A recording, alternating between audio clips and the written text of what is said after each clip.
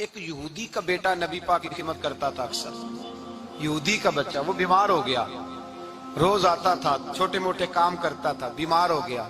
حضور نے فرمایا چلو تیمارداری کرنے چلتے ہیں. کس کی؟ غلام کی, نوکر کی. یہاں صاحب کہتے ہیں 5,000 روپیہ لے جاؤ, وہ بڑے احسان کے ساتھ 5,000 روپیہ لے جاؤ اور دے آنا, اور اسے کہنا سردی پوچھ رہے تھے تیرا کیا حال ہے.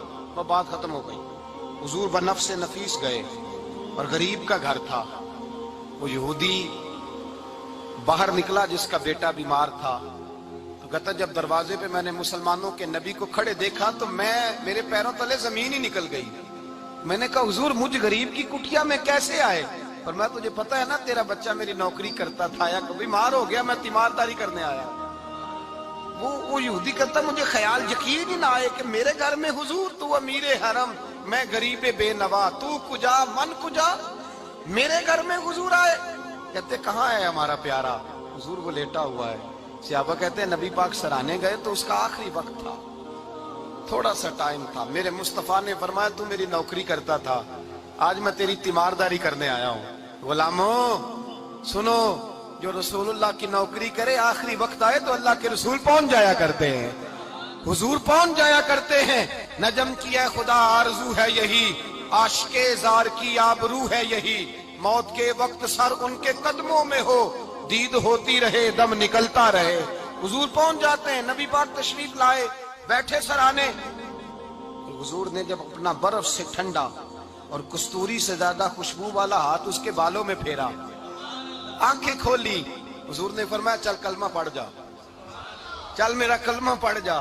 ساری دنیا در رسول پہ آ کے کلمہ پڑھے, اور حضور اسے کلمہ پڑھانے گھر تشریف لے گئے. یہ ایک مزدور کو, ایک محنت کرنے والے کو اعزاز دیا. گھر گئے, کلمہ پڑھ لے. اس نے اپنے والد کی طرف دیکھا اور والدہ کی طرف دیکھا. ماں باپ یہودی ہیں, رونے لگے, کہنے لگے بیٹا یہ ہم سے زیادہ بڑھ کر تیرے حق میں خیر خواہ ہے, جیسے کہتے ہیں کر لے. اس نے کلمہ پڑھا اور حضور کی گود میں لوٹ پوٹ ہونے لگا. کلمہ پڑھا, روح پرواز کر گئی. شارحین کہتے ہیں جب نبی پاک وہاں سے نکلے تو حضور نے فرمایا اٹھاؤ اس کی میت کو.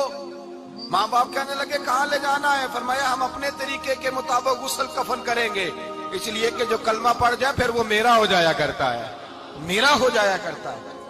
بھائی یاد رکھیں, مزدور کو حضرت ربیعہ بن کعب فرماتے ہیں میں حضور کو وضو کراتا تھا. رات کا وضو میری ذمہ داری تھی, صرف ایک وضو رات کا. ہمارے ہاں تو 25 سال مزدور مزدوری کر کے چلا جاتا ہے, پر وہ مزدور ہی رہتا ہے. وہ مزدور ہے, اس کا کوئی اعزاز نہیں, کوئی.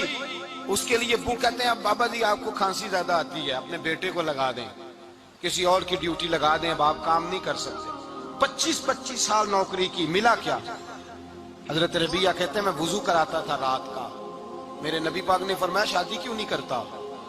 تو میں نے کہا یا رسول اللہ نہ میرے پاس حسن ہے, نہ پیسے ہیں, نہ کوئی کاروبار ہے, مجھے کون رشتہ دے گا؟ میرا روپ بھی نہیں تے میرا رنگ بھی نہیں, میں نے یار مناؤن دا ٹانگ بھی نہیں, کون مجھے رشتہ دے گا؟ کہتے ہیں حضور خاموش ہو گئے. دوسرا دن آیا تو میں وضو کرانے پہنچا تو نبی پاک نے فرمایا شادی کیوں نہیں کرتا؟ کہتے ہیں میں نے کہا حضور کون رشتہ دے گا؟ وہی 3 باتیں دہرائیں, نہ پیسے ہیں, نہ حسن ہے, نہ کوئی کاروبار ہے, نہ مکان ہے.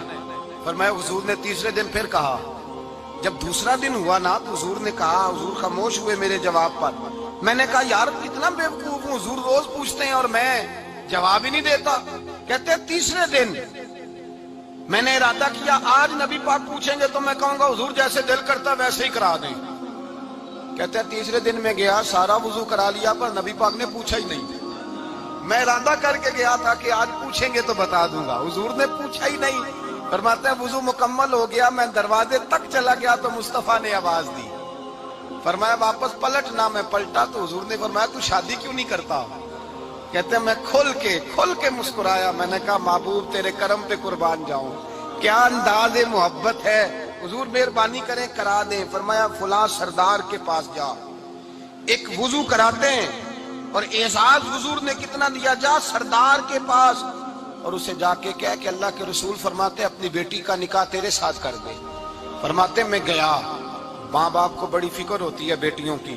وہ کہنے لگا میں شام کو خود نبی پاک کی بارگاہ میں آؤں گا, کہتے میں باہر نکلنے لگا تو وہ بچی پردے کی اوٹ سے بولی، کہنے لگی غلام ٹھہر جا، ابا جی آپ کو میری فکر ہے، اماں جی میری فکر ہے، میری فکر نہ کریں اور یہ نہ دیکھیں آیا کون ہے، یہ دیکھیں بھیجا کس نے ہے۔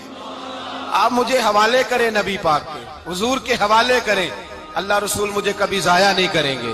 حضرت ربیہ کہتے ہیں حضور نے میری شادی کا بندوبست کیا۔ حضرت بریدہ اسلمی سے کہا کہ تو اس کے لیے کھجور کی گٹھلی کے برابر سونا لا۔ حضرت حارثہ بن نعمان سے کہا تو اس کے لیے ایک کمرے کا اجرے کا بندوبست کر۔ حضرت عثمان غنی سے کہا تو نے ولیمہ کرانا اس کا۔ فرمایا میں تو تھوڑی نوکری کرتا تھا، مصطفیٰ نے ساری زندگی کا ہی بندوبست فرما دیا۔ یہ مزدور کے ساتھ حضور کا انداز ہے۔ پہلے میں نے شروع میں کہا کہ مزدور اس بات کو سمجھتا ہی نہیں کہ اس کا مقام کتنا، وہ اس بات کو جانتا ہی نہیں اللہ نے اسے اعزاز کتنا دیا ہے۔ ملت کا جوان سب سے پہلے تو کبھی کسی کی جیب کی طرف نہ دیکھے، اور یہ بات یاد رکھ لیں، درجنوں بزرگوں کے ارشادات کی روشنی میں ایک موٹی بات بیان کر رہا ہوں، توجہ ہے میری بات پر؟ جس کی توجہ دوسروں کی جیب پہ ہوتی ہے وہ رسوا ہو جاتا ہے۔ کاہل لوگ جو زندگی میں صرف ہاتھ پھیلانے کے عادی ہوتے ہیں، ان کے دامن میں سوائے رسوائی کے کچھ نہیں آتا، ان کے حصے میں سوائے بدنامی کے کچھ نہیں آتا۔